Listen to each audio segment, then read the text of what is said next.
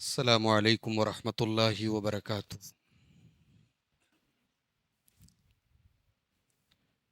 الحمد للہ نحمده ونستعینه ونستغفره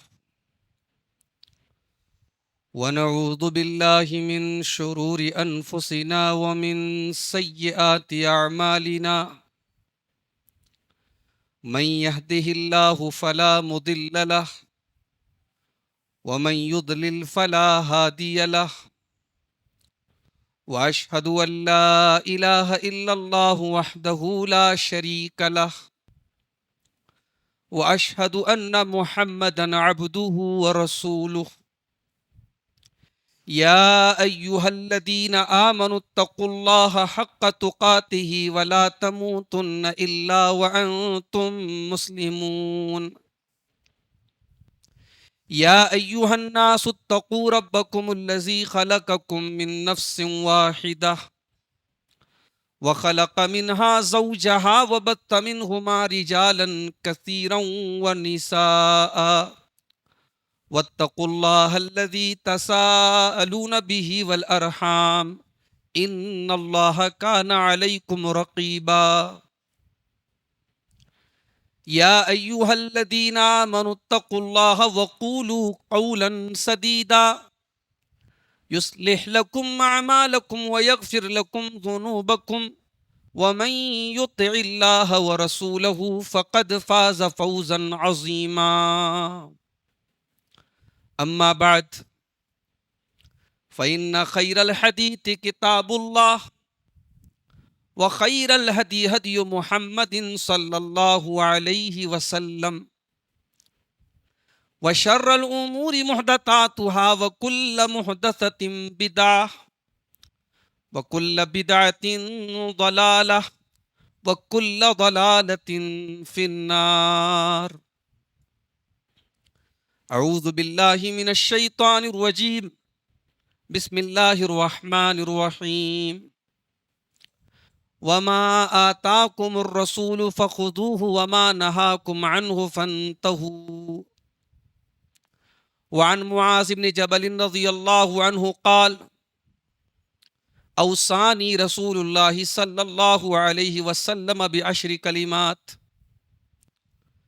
قال لا تشرك بالله وإن قتلت وحرقت ولا توقن والديك وإن أمراك أن تخرج من أهلك ومالك ولا تتركن صلاة مكتوبة متعمدا فإن من ترك صلاة مكتوبة متعمدا فقد بريت منه ذمة الله ولا تشربن خمرا فإنه رأس كل فاحشة وَإِيَّاكَ وَالْمَعْصِيَةَ فَإِنَّ بِالْمَعْصِيَةِ حَلَّ سَخَطُ اللَّهِ عَزَّ وَجَلَّ وَإِيَّاكَ وَالْفِرَارَ مِنَ الزَّحْفِ وَإِنْ هَلَكَ النَّاسُ وَإِذَا أَصَابَ النَّاسَ مُوتَانٌ وَأَنْتَ فِيهِمْ فَاثْبُتْ وَأَنْفِقْ عَلَىٰ أَهْلِكَ مِنْ طَوْلِكَ وَلَا تَرْفَعْ عَصَاكَ عَنْهُمْ أَدَبًا وَأَخِفْهُمْ فِي اللَّهِ رواہ احمد۔ محترم بزرگوں، نوجوان ساتھیوں، ماؤں اور بہنوں، پیارے بچوں، آج کی ہماری گفتگو ایک حدیث کی شرح پر ہے۔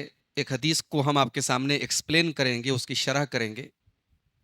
بڑی اہم حدیث ہے، اور اس حدیث میں اللہ کے پیارے نبی صلی اللہ علیہ وسلم نے اپنے صحابی حضرت معاذ ابن جبل کو 10 باتوں کی وصیت کی۔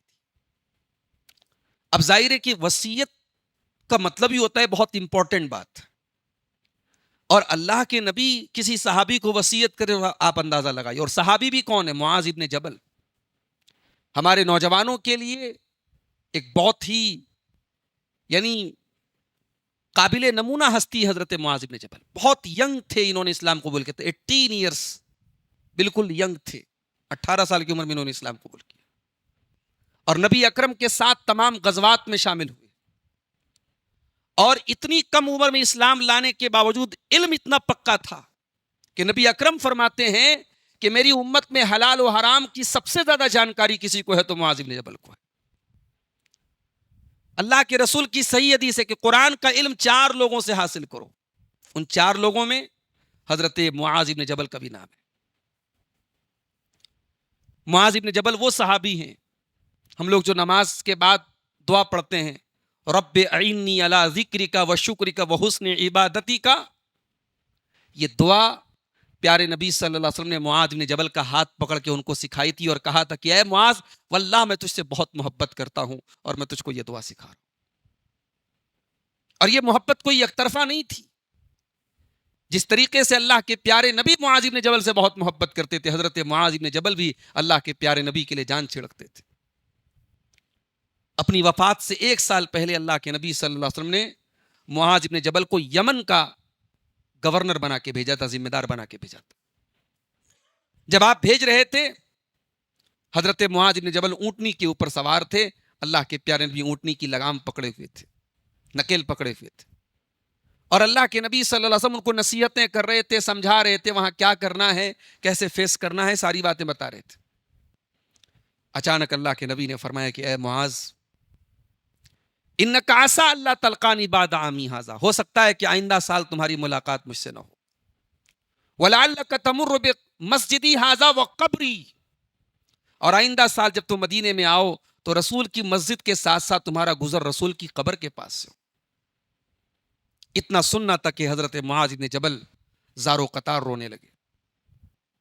اللہ کے نبی کی جدائی کے بارے میں سوچ کر زارو قطار رونے لگے. اللہ کے پیارے نبی صلی اللہ علیہ وسلم نے مدینہ کی طرف اپنا چہرہ کیا. آپ نے فرمایا ان اول الناس بی المتقون من کانوا وحیث کانوا. معاذ بن جبل، گھبرانے کی بات نہیں ہے. آخرت میں وہ لوگ مجھ سے قریب رہیں گے جو متقی ہوں گے، وہ کسی بھی دور کے ہوں، کوئی بھی ہوں، متقی ہوں گے تو مجھ سے قریب ہوں گے. یہ معاذ بن جبل ہے. بہت کم عمر میں اسلام لائے اور سن 18 ہجری میں انتقال بھی ہو گیا ان کا. طاعون کی بیماری پھیلی تھی حضرت عمر کے دور خلافت میں. ملک شام کے ایک شہر امواس میں طاعون کی بیماری پھیلی تھی، جو بہت بڑا ایک وائرس اور ڈیسیز کی شکل میں پھیلی تھی، اور ہزاروں صحابہ کرام اس بیماری میں انتقال ان کا ہوا تھا. اس میں حضرت معاذ بن جبل تقریباً 36 سال یا 38 سال ان کی عمر تھی انتقال کے ٹائم. تو معاذ بن جبل اس حدیث کے راوی. آئیے حدیث دیکھتے ہیں.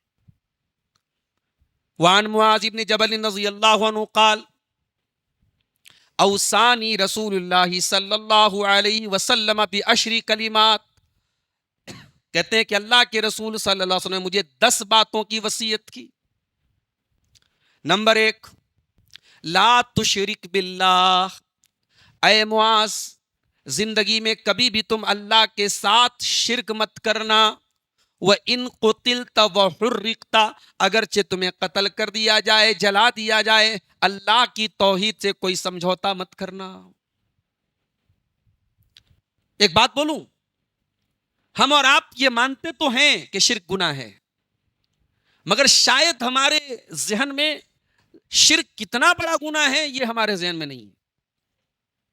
بھئی ہم زنا، کہیں ہمارے سماج میں زنا ہوتا ہے تو ہمیں زنا کا نام سن کر کے ایک مومن کے دل میں ایک ناپسندیدگی کا جذبہ پیدا ہوتا ہے. ہمارے سامنے کوئی شرابی آتا ہے، ہمیں غصہ آتا ہے، شراب پی رہا ہے. لیکن ہزاروں لاکھوں زانی ایک طرف ہیں اور اللہ کے ساتھ شرک کا گناہ ایک طرف ہے. ہزاروں لاکھوں زانیوں اور شرابیوں کی اللہ تعالیٰ کے مغفرت کی گنجائش ہے، لیکن شرک کرنے والے کی مغفرت کی کوئی گنجائش نہیں. قرآن کا صاف صاف اعلان ہے، ان اللہ لا یغفر ان یشرک بہ ویغفر ما دون ذلک لمن یشاء. میرے بندو، اللہ تعالیٰ شرک سے کمتر جو گناہ ہیں، شرک سے چھوٹے جو گناہ ہیں، وہ تو اللہ تعالیٰ کیا معاف ہو جائیں گے. شرک سب سے بڑا گناہ ہے، شرک معاف نہیں ہوگا. انہ من یشرک باللہ، جو اللہ کے ساتھ شرک کرے گا، فقد حرم اللہ علیہ الجنہ، اس کے اوپر اللہ نے جنت حرام کر دی. ومأواہ النار، اس کا ٹھکانہ جہنم ہے. وما للظالمین من انصار، اور شرک کرنے والوں کا کوئی مددگار نہیں ہوگا. آج افسوس کی بات ہے، مسلمانوں کا ایک بڑا طبقہ اس شرک جیسی خطرناک چیز کو بہت ہلکے میں لے رہا ہے. بڑے دھڑلے سے وہ نعتوں میں، نظموں میں کبھی علی کو مشکل کشا کہہ رہا ہے، کبھی نبی کو مصیبتوں میں پکار رہا ہے، کبھی خواجہ معین الدین چشتی اجمیری کو اپنا غریب نواز کہہ رہا ہے، کبھی شیخ عبد القادر جیلانی کو غوث اعظم کہہ رہا ہے. اللہ کے پاس کیا بچا بھائی؟ سارے اختیارات تو آپ نے ولیوں کو دے دیے، پیروں کو دے دیے، بزرگوں کو دے دیے، اللہ کے پاس کیا بچا؟ یہ دنیا کا سب سے بڑا گناہ ہے شرک کرنا. اور اسلام اتنا سینسیٹیو ہے، اللہ کے نبی نے فرمایا کہ قتل کر دیا جائے، جلا دیا جائے، تب بھی تم شرک مت کرنا. یہ ہم کیوں کہتے ہیں کہ کفار اور مشرکین کے تہواروں میں شرکت نہ کی جائے؟ اس لیے نہیں کہ ہمیں ان سے کوئی نفرت اور عداوت ہے، اس لیے کہ ہمیں شرک سے عداوت ہے. اور ہر وہ تہوار، ہر وہ فیسٹیول جس میں اللہ کے سوا کسی غیر کی عبادت کی جائے، اس فیسٹیول میں ہمارا شامل ہونا، اس میں خوشی. ابھی آج ایک ویڈیو میں نے دیکھی بنارس کی، ہمارے شہر کی، ہمارے غیر مسلم بھائیوں کا ایک تہوار ہے. برقع نشین عورتیں جو ہیں صاحب، اس میں اپنا بھائی چارہ دکھانے کے لیے، گنگا جمنی تہذیب دکھانے کے لیے اس میں شامل ہو رہے ہیں کہ صاحب ہم تو یہ تہوار منا رہے ہیں، ہم تو جنت میں بھی جائیں گے. جنت تمہارے باپ کی ہے؟ مطلب کچھ بھی کر لو اور یہ دعویٰ کرو کہ ہم جنت میں چلے جائیں گے. آپ کسی شرکیہ عمل کو پروموٹ نہیں کر سکتے ایک مومن کی حیثیت سے. مولانا الطاف حسین حالی نے بڑا سچا نقشہ کھینچا تھا 100 سال پہلے. کرے غیر گر بت کی پوجا تو کافر، کواکب میں مانے کرشمہ تو کافر. کواکب مانے ستارے. بھئی غیر مسلم لوگ ستاروں کے حساب سے ان کے یہاں شادیاں جو ہوتی ہیں نا، ستاروں کی چال دیکھ کر کے شادی کی ڈیٹ طے کرتے ہیں. ہمارے یہاں بھی بہت سارے مسلمان 3 تاریخ کو شادی نہیں کریں گے، 13 کو شادی نہیں کریں گے، 23 کو شادی نہیں کریں گے. ان کے یہاں باقاعدہ جنتریوں میں لکھا رہتا ہے بعض ہمارے بھائیوں کے، یہ تاریخ منحوس ہے، یہ تاریخ اچھی. تو مولانا حالی کہہ رہے ہیں کرے غیر گر بت کی پوجا تو کافر، کواکب میں مانے کرشمہ تو کافر، جھکے آگ پر بہر سجدہ تو کافر. اگر وہ آگ پر سجدہ کرنے کے لیے جھک جائے تو وہ کافر ہے. جو ٹھہرائے بیٹا خدا کا تو کافر. عیسیٰ کو، جیسس کو سن آف گاڈ بولے تو کافر ہے. مگر مومنوں پر کشادہ ہے راہیں، پرستش کریں شوق سے جس کی چاہیں. مسلمان بیچارہ یہ شرک پروف ہے، یہ کچھ بھی کر لے اس کا ایمان خطرے میں پڑنے والا نہیں، اس کی توحید ایک دم پکی ہے. یہ غیر اللہ کے در پہ سر جھکا دے، جو چاہے سو کر دے، یہ تو صاحب شرک پروف ہو گیا. نبی کو جو چاہیں خدا کر دکھائیں، اماموں کا رتبہ نبی سے بڑھائیں، مزاروں پہ جا جا کے نظریں چڑھائیں، شہیدوں سے جا جا کے مانگے دعائیں. نہ توحید میں کچھ فرق اس سے آوے، نہ اسلام بگڑے نہ ایمان جاوے. یہ کیسے اسلام کی امیج ہم نے بنا کے رکھ دی؟ اسلام کی ہم نے ایسی امیج بنائی کہ اسلام کے نام پہ قبریں یاد آتی ہیں، درگاہیں یاد آتی ہیں. بلکہ غیر مسلموں کا ایک بڑا طبقہ کیا سمجھتا ہے کہ درگاہوں سے جو لوگ جڑے ہیں، قبروں سے جو لوگ جڑے ہیں، وہاں جا کے جو سجدہ کر رہے ہیں وہ اچھے لوگ ہیں، وہ سیدھے سادے لوگ ہیں. اور یہ جو درگاہوں پہ کٹر پنتھی لوگ ہیں. اگر واقعی میں ہمیں غیر اللہ کے در پہ سر نہ جھکانے کی وجہ سے کوئی کٹر پنتھی کہتا ہے تو مبارک ہو، ہمیں یہ ٹائٹل مبارک ہو بھائی. ہم ہیں کٹر پنتھی، اور ہمارے نبی نے کہا ہے کہ توحید کے معاملے میں تم کٹر پنتھی بن جاؤ. تمہارا سر اللہ کے سوا کسی اور کے در کے آگے نہ جھکے. اس مسئلے میں کوئی کمپرومائز نہیں ہوگا. ارے ہم تو کچھ نہیں ہیں. ایمان والوں نے تو اس ایمان کو بچانے کے لیے جانیں دی ہیں میرے بھائیوں. زندہ جلا کے ڈال دیا گیا، خندق کھود کر کے، گڈھا کھود کر کے. ایمان والے توحید سے نہیں ہٹے. ایک عورت جس کے ہاتھ میں دودھ پیتا بچہ تھا، جب خندق کھود کے لوگوں کو ڈالا گیا، وہ عورت جب آگ میں جب اس کی باری آئی تو ماں ہوتی ہے نا، ماں اپنے لیے 100 تکلیفیں جھیل لیتی ہے، بچے کے لیے تکلیف جھیلنا بہت مشکل ہوتا ہے. ماں کو بچے کا خیال آیا کہ میں تو چلی جاؤں گی اس آگ میں، میرے بچے کا کیا ہوگا. اللہ کے نبی فرماتے اس دودھ پیتے بچے کو اللہ نے زبان دی، اور وہ دودھ پیتا بچہ اپنی ماں کے گود میں بولا، یا امی اقتحمی فَإِنَّ هَذِهِ النَّارُ أَحْوَنُ مِنْ عَذَابِ اللَّهِ. اے امی جان کود جا اس آگ میں، اللہ کے عذاب سے بڑھ کے یہ آگ نہیں ہے، جہنم کی آگ سے بڑھ کے یہ آگ نہیں. تو یہ ہوتی ہے توحید کی اہمیت میرے پیارے ساتھیوں. اللہ کے نبی نے پہلی وصیت کی، خبردار اے معاذ ابن جبل، اللہ کے ساتھ شرک مت کرنا، جلا دیا جائے، قتل کر دیا جائے، قتل ہو جانا. نمبر 2، وَلَا تَوْقَنَّ وَالِدَيْكَ، اور اے معاذ ابن جبل اپنے والدین سے تعلق نہ توڑنا، اپنے والدین کی نافرمانی نہ کرنا، وَإِنْ أَمَرَاكَ أَن تَخْرُجَ مِنْ أَهْلِكَ وَمَالِكَ، اگرچہ تمہارے والدین تم کو تمہارے گھر سے نکلنے کو بول دیں، تمہارے مال کو چھوڑنے کو بول دیں، بظاہر جس چیز میں تمہارا نقصان ہو وہ کام تم کو کرنے کو بول دیں، تب بھی تم ان کی بات مان لینا، جب تک اللہ تعالیٰ کی نافرمانی کی بات نہ بولیں۔ والدین بھی اگر اللہ اور اس کے رسول کی نافرمانی کی بات بولیں گے تو نہیں ماننا ہے، لیکن دنیا کا کوئی نقصان ہو رہا ہے تو ماں باپ کی اطاعت کر لینا، اللہ اس کا بہترین بدل دے گا۔ ایک بہت بڑے محدث گزرے، ان کا نام تھا حیوہ بن شریح، حیوہ بن شریح، بہت بڑے محدث تھے، ہزاروں لوگ ان کے پاس حدیث سیکھنے آتے تھے، حدیث کا درس دے رہے ہیں، ان کی ماں آتی ہے، اے بیٹا اٹھ جا، مرغی کے بچوں کو جو ہے دانہ دے کے چلا۔ وقت کے محدث ہیں، ہزاروں لوگ حدیث سیکھنے آئے ہیں، امام حیوہ ابن شریح اپنی بوڑھی ماں کی بات سنتے ہیں، درس بیچ میں سے چھوڑ دیتے ہیں اور اس مرغیوں کو دانہ ڈالنے چلے جاتے ہیں۔ شاگردوں کو بڑی حیرت ہوئی کہ امام صاحب یہ کون سی بات ہوئی کہ آپ نے درس چھوڑ کر کے جا کے مرغیوں کو دانہ دے رہے ہیں، بعد میں دیا جا سکتا، کون سا امپورٹنٹ بات تھا؟ کہا مسئلہ یہ نہیں تھا کہ کام کتنا امپورٹنٹ تھا، مسئلہ یہ تھا حکم دینے والی ہستی بہت امپورٹنٹ تھی، میری ماں تھی۔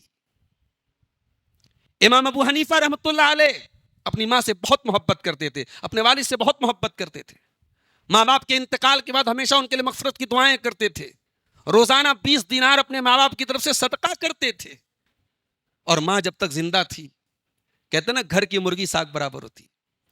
امام صاحب سے کوئی مسئلہ پوچھتی، امام ابو حنیفہ جواب دیتے، بولتے نہیں فلاں وہ قاضی صاحب ہے، ان سے جا کے، وہ قاضی صاحب بیچارے امام ابو حنیفہ سے چھوٹے عالم تھے، امام صاحب ماں کی بات رکھنے کے لیے قاضی صاحب کے پاس جاتے، قاضی صاحب بولتے کیا ہے امام صاحب آپ میرے پاس آئے؟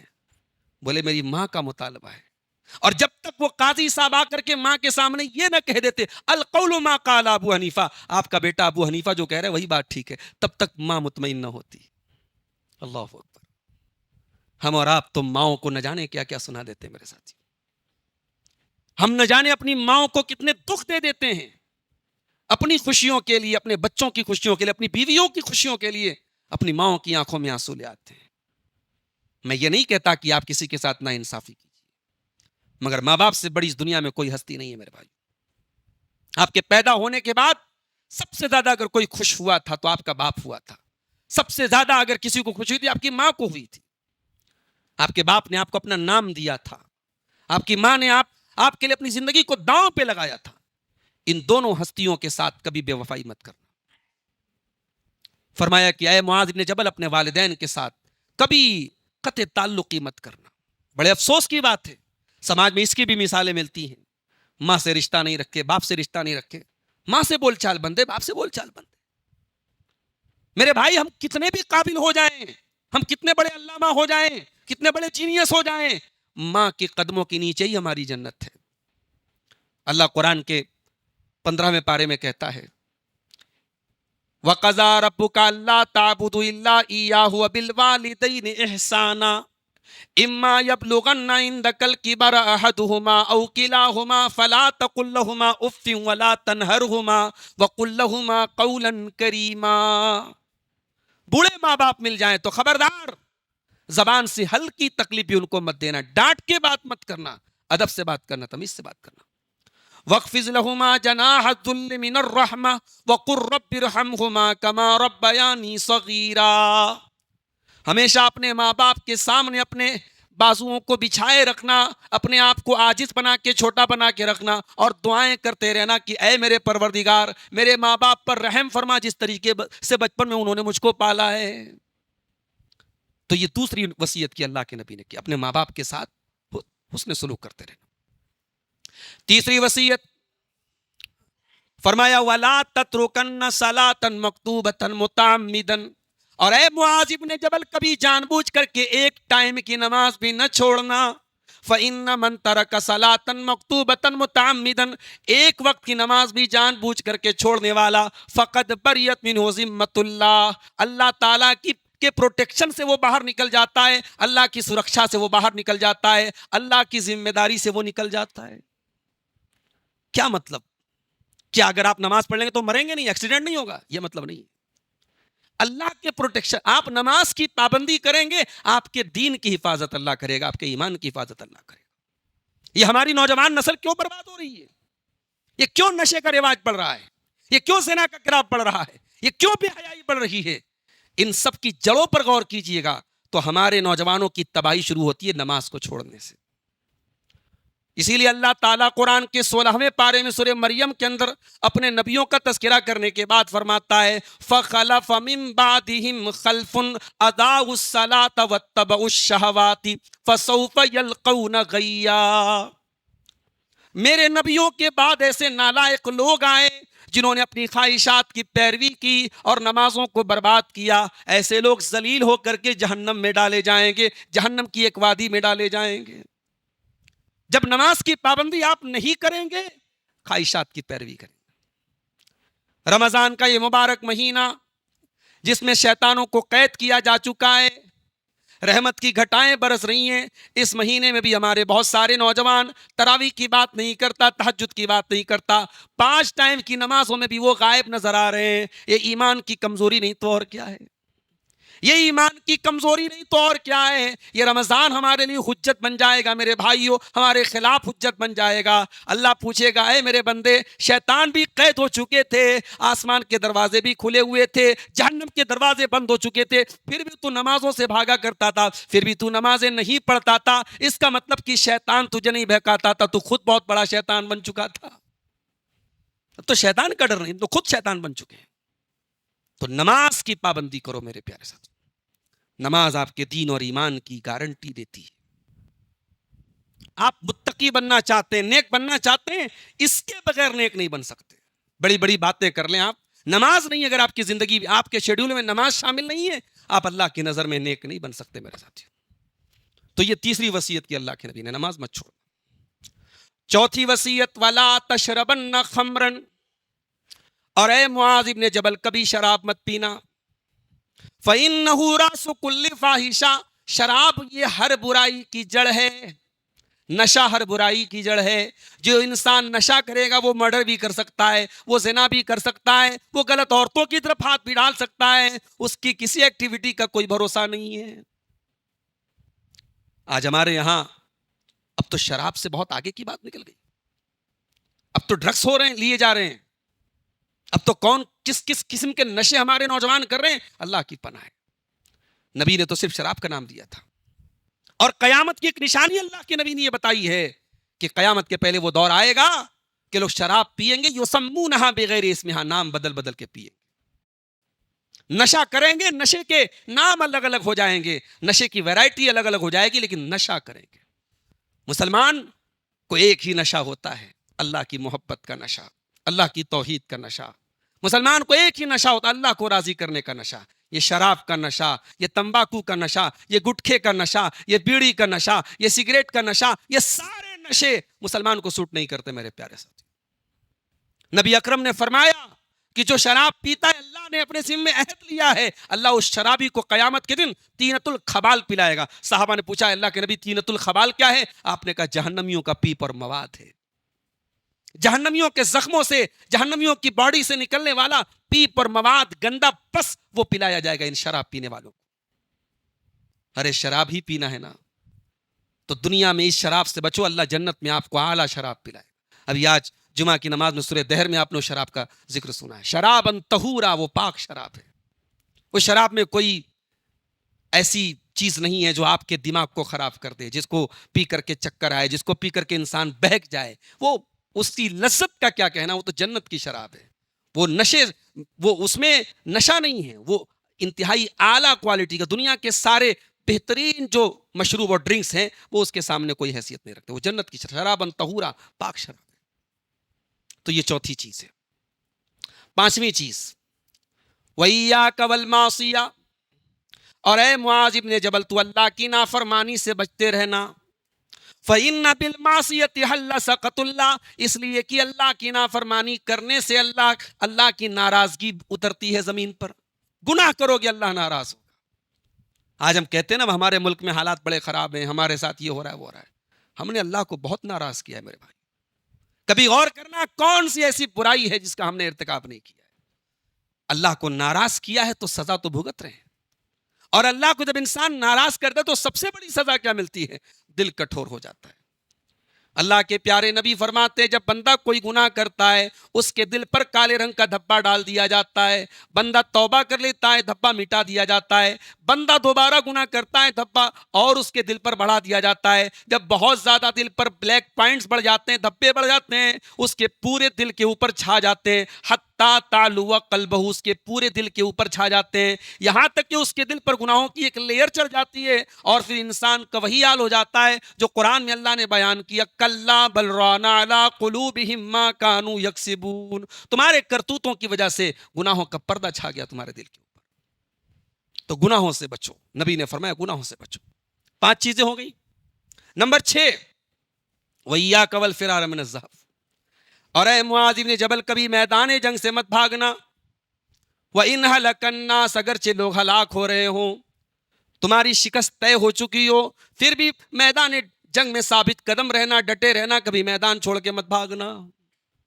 صحابہ کرام کو دیکھیے، صحابہ کرام کو دیکھیے، جنگ احد کے بعد صحابہ کرام زخمی تھے، اور اس کے بعد خبر ملی کہ مشرکین نے دوبارہ حملہ کرنے کی پلاننگ کی، زخمی حالت میں تھے، 70 صحابہ شہید، ان کا جنازہ دفنا کے بھی آئے ہیں، لیکن جب نبی نے حکم دیا کہ جاؤ، صحابہ نے زخموں کی پرواہ نہیں کی، اسی حال میں چلے۔ صحابہ تو وہ لوگ تھے میرے بھائی۔ اور کبھی ایسا اگر ہوا کہ میدان جنگ میں حالات ایسے آئے کہ صحابہ کرام میں سے کچھ لوگ ایسے تھے جو جن کے قدم مضبوط نہیں رہ پائے اور میدان جنگ سے وہ جانے لگے، تو پھر نبی کی ایک دعوت پر واپس بھی آ گئے۔ صحابہ کرام بزدل لوگ نہیں تھے میرے بھائی۔ آج بڑے افسوس کی بات ہے کہ یہ صحابہ کرام کو گالی دینے والے روافض اور شیعہ یہ مذاق اڑاتے کہ احد میں میدان چھوڑ کے صحابہ بھاگ گئے، نعوذ باللہ۔ ارے اگر صحابہ کرام سے غلطیاں بھی ہوئی ہیں تو قرآن میں جہاں جہاں اللہ نے صحابہ کی غلطی کو بیان کیا ہے، اللہ نے فوراً کہا عفا اللہ عنہم، عفا اللہ عنہم، اللہ نے معاف کر دیا۔ جب اللہ نے معاف کر دیا تو تو کون، تیری حیثیت کیا؟ جن کو اللہ نے معاف کر دیا، جن کی غلطیوں پر اللہ نے مہر لگا دی کہ ہم نے ان کی غلطیوں کو معاف کر دیا، تو ان پر ٹانٹ کرنے والا، تو ان پر طنز کرنے والا ہوتا کون ہے؟ آج کا کوئی انسان اپنے آپ کو کسی صحابی سے کمپیئر نہ کرے میرے ساتھیوں۔ نبی نے فرمایا خبردار میدان چھوڑ کے مت بھاگنا۔ اس کے بعد نمبر 7، وَإِذَا أَصَابَ النَّاسَ مُوتَانٌ وَأَنْتَ فِيهِمْ فَاثْبُتْ، اور اے معاذ بن جبل اگر کوئی ڈیسیز آ جائے، کوئی وائرس پھیل جائے اور تم لوگوں کے بیچ میں ہو تو ثابت قدم رہنا، چھوڑ کے لوگوں کو مت چلے جانا۔ وائرس کے بیچ میں ہو تو وائرس کو کہیں اور ٹرانسفر مت کرنا، وہیں رہنا۔ اور یہ میڈیکل سائنس کے حساب سے بھی بہت ضروری چیز ہے بھئی۔ یہ کورونا کے دور میں یہی تو ہو رہا تھا بھئی، کوئی آدمی اگر کسی ایسے علاقے سے آیا ہے جو کووڈ سے انفیکٹڈ ایریا ہے تو پھر اس کو پہلے کوارنٹائن کیا جاتا تھا، یعنی 15 دن 20 دن پہلے اس کے وائرس کا اثر ختم ہو جائے، پھر اس کو کسی دوسرے ملک میں انٹری ملتی تھی، ایسا ہوتا تھا۔ تو یہ اللہ کے نبی کی تعلیم کہ اگر کہیں وائرس پھیلا ہوا ہے تو باہر کے لوگ وہاں نہ آئیں، وہاں کے لوگ باہر نہ جائیں۔ اسی لیے سن 18 ہجری میں جب طاعون کی بیماری پھیلی تو ملک کے شام کے اندر جو صحابہ کرام ایگزسٹنگ تھے، جو موجود تھے، زیادہ تر وہیں پر انتقال کرے، لیکن وہاں سے نکلے نہیں، نبی کا حکم تھا، نبی کا فرمان تھا۔ نمبر 8، وَأَنْفِقْ عَلَىٰ أَهْلِكَ مِنْ طَوْلِكَ، اور اے معاذ بن جبل اپنے بچوں کے اوپر، اپنے پریوار کے اوپر اپنی حیثیت کے مطابق خرچ کیا کرنا۔ بھئی اللہ کی راہ میں جیسے خرچ کرنے پر ثواب ہے، غریب مسکین یتیم کی مدد پر ثواب ہے، اپنی بیوی کو کپڑا دلانے پر بھی ثواب ہے، اپنے بچوں کو چپل دلانے پر بھی ثواب ہے، اپنے گھر والوں کی ضرورت پوری کرنے پر بھی ثواب ہے۔ یہ نہ سمجھنا کہ صاحب یہ کام تو بھئی یہ تو دنیا کا کام ہے، یہ بھی دین کا کام ہے، یہ بھی اللہ کا کام ہے۔ نبی نے فرمایا کہ حتی اللقمۃ تضعها فی امراتک، اپنی بیوی کو جو لقمہ تم کھلاتے ہو حلال کمائی کا، اس لقمے پر بھی تم کو ثواب ملے گا۔ بیوی بچوں پر انسان خرچ کرے، اور میں بتا چکا ہوں شوہر اگر طاقت کے باوجود خرچ نہ کرے تو بیوی چوری بھی کر سکتی ہے، تجوری میں سے پیسہ نکال بھی سکتی ہے، چیک بک میں چیک پھاڑ کے اماؤنٹ بھی بھر سکتی ہے، وہ بہت ہوشیار ہوتی ہیں آج کل کی عورتیں۔ تو اپنے بچوں پر اپنی حیثیت مطابق خرچ کرو۔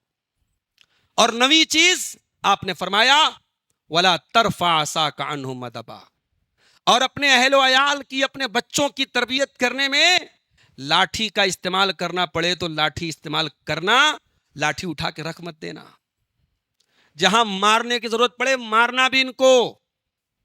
اب آج کے زمانے کے علماء تربیت بولتے نہیں صاحب بچوں کو مارنا نہیں چاہیے. ہم لوگ تو بہت مار کھائے اپنے دور میں. اب آج کل کے بچے تو صاحب ایک دم ٹیچروں کو سخت وارننگ دے دی کہ بچوں کو مار نہیں سکتے. اب نتیجہ کیا ہے؟ ٹیچروں کے سامنے بچے جو ہے جو جی چاہتا ہے بولتے ہیں، اور ٹیچر صاحب بیچارے مجبور ہیں، ان کے ہاتھوں کو سرکار نے باندھ کے رکھا ہے.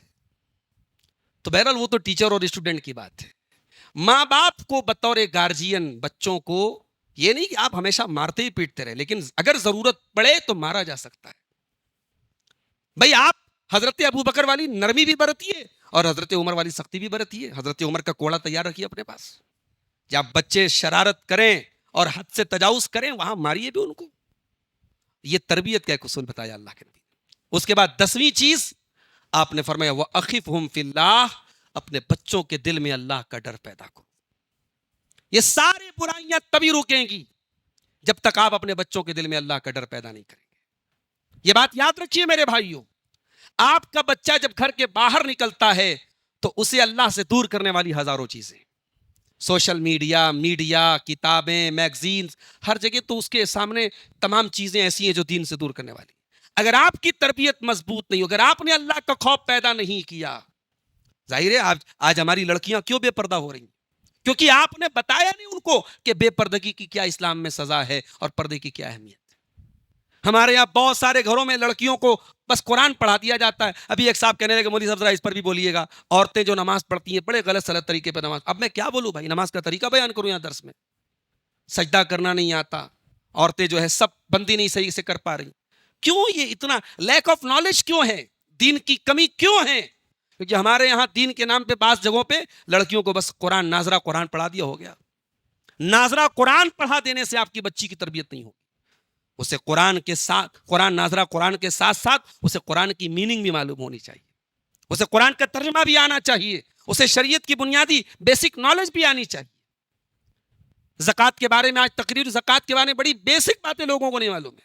میں خطبے کے دوران آج زکوٰۃ کے بارے میں ایک بات بتانا بھول گیا کہ زکوٰۃ میں نے یہ تو بتایا کہ اتنے سونے میں دینا، اتنی چھاتی میں دینا ہے، کتنی زکوٰۃ دینا یہ بتانا بھول گیا. تو ایک صاحب مجھ سے پوچھنے لگے مولوی صاحب کتنی زکوٰۃ دینا ہے؟ بھائی یہ تو بڑی کامن سینس کی بات ہے. 2.5%، 1,00,000 روپے میں 2,500 آپ کو زکوٰۃ دینا ہے. 40,000 روپے میں 1,000 زکوٰۃ دینا ہے. روپیے میں، پیسے میں، چاندی میں، سونے میں، یہی زکوٰۃ کا معیار ہے، یہی زکوٰۃ کا جو ہے پیمانہ ہے.